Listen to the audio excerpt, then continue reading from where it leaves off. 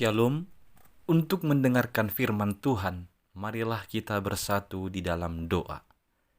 Kasih karunia dan damai sejahtera dari Allah Bapa kita dan dari anaknya Tuhan Yesus Kristus kiranya menyertaimu sekalian. Amin. Ayat harian untuk kita pada hari Kamis 25 Juli 2024 tertulis di dalam Injil Yohanes pasal 10 ayat 14. Akulah gembala yang baik, dan aku mengenal domba-dombaku, dan domba-dombaku mengenal aku.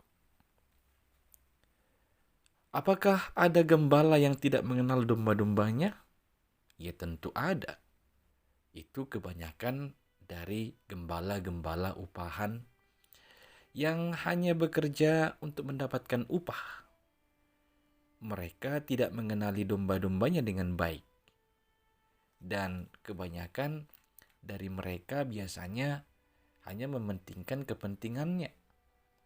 Tidak akan memberikan kekuatannya habis hanya untuk domba-dombanya atau seadanya saja begitu. Namun, gembala yang baik pastilah mengenali domba-dombanya dengan sangat baik. Dia mengetahui karakter dombanya satu persatu. Jika ada dombanya yang hilang, maka ia akan berusaha mencarinya sampai dapat, bahkan rela berkorban. Demikianlah Yesus menggambarkan dirinya sebagai gembala yang baik. Yesuslah gembala yang baik. Nas ini adalah perkataan Yesus kepada orang-orang Farisi yang menganggap diri mereka sebagai para gembala umat Allah. Namun mereka menjadi gembala yang tidak terlalu peduli dengan seluruh gembalaannya. Maka Yesus menentang mereka dengan mengatakan bahwa dialah gembala yang baik. Sebagai gembala yang baik, Yesus mengenal domba-dombanya, begitu juga sebaliknya, domba-dombanya mengenal Dia. Saudara-saudari yang dikasihi oleh Tuhan Yesus Kristus, pada zaman sekarang ini sangat sulit untuk membedakan mana yang benar dan mana yang salah, mana yang asli dan mana yang palsu.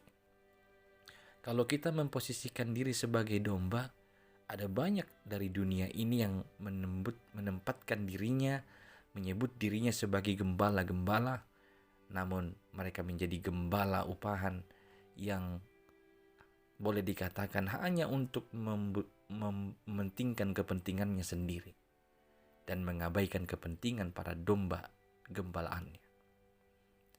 Dan sebab kita tahu bahwa terkadang ada banyak para gembala itu terlihat benar sehingga membuat kita terkecoh.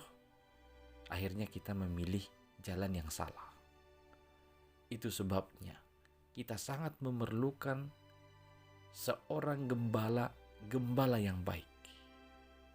Kita sangat membutuhkan arahan dan tuntunan supaya kita berjalan di dalam kebenaran dan memperoleh hidup.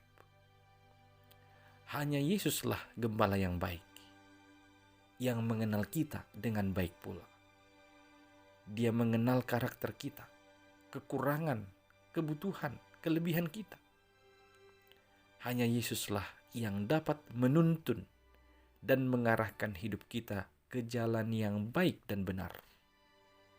Jika kita tersesat atau kehilangan arah, Yesus akan mencari kita sampai kita kembali ke jalan yang benar.